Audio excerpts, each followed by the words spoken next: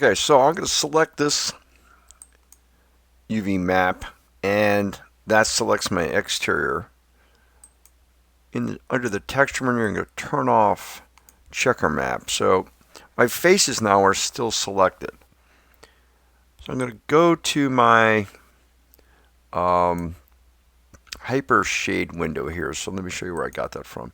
There's a little icon up here, little circle with a dot or a ball with a dot in it. That's the Hypershade one. You can also go under Windows, Rendering Editors, Hypershade, and you notice that same icon is there. Now when I'm in that window, there's different options here. Maya would be the Maya shaders. Arnold is the rendering engine that Autodesk has purchased the rights to use with Maya, and it has a better collection of shaders. So I'm going to go under Arnold shader, and when I do that, there's a whole list that comes up here, and what I'm looking for is the one that says AI surface, AI standard surface. Okay, when I click on that in this little window here, it shows me different attributes or components of that shader, and the one we're going to work with primarily is just the base color. So I'm going to click on that and select the default red. I'm going to reduce the saturation a little bit and the value a little bit, and I'm going to drag my mouse over where it says this little box. It says AI Standard Surface Shader. I'm going to call this Exterior so I can find it later in a list. So there's my exterior. I made one earlier too, so I have two of them now. And then I'm going to duplicate that one.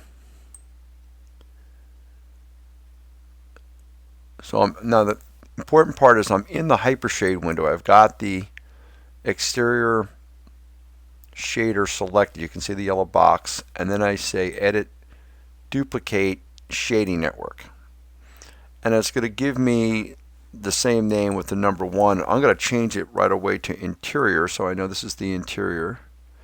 It would help if I typed that correctly.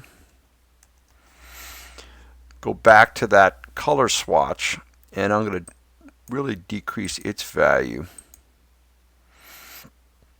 I'm sorry, I'm going to increase its value and decrease its saturation so it becomes kind of a pale pink.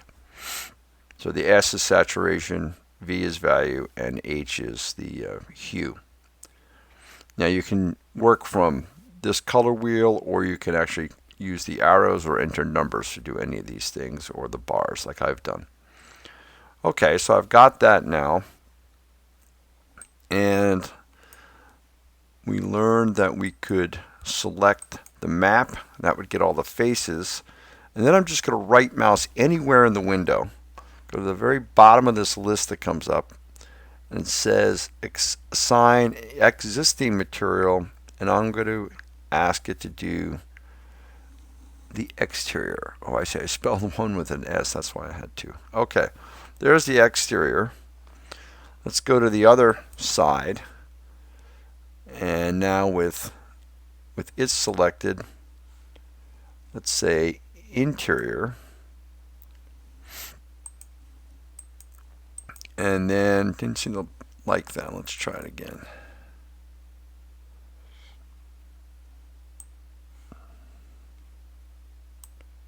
Oh, it's not buying that. All right, let's try this.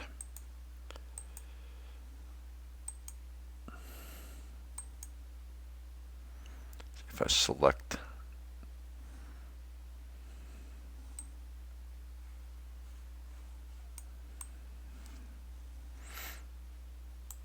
oh, let me do it. All right.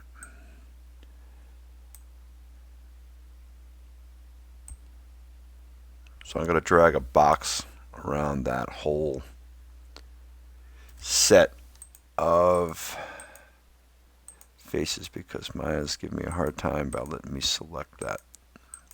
Should let you get the whole thing from the map, but I'm doing it by hand. Oops, still giving me an error.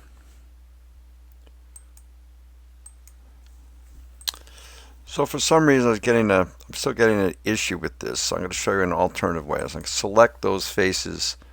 When I right mouse and say assign existing material and select interior, oh, it worked this time. The alternative way, just in case you run into a problem like I was, with those faces selected, you can also go up into your Hypershade and right mouse on top of the actual shader and say assign material to selection. That will do the same thing. Okay, so we've got everything except these guys, the top and bottom edge.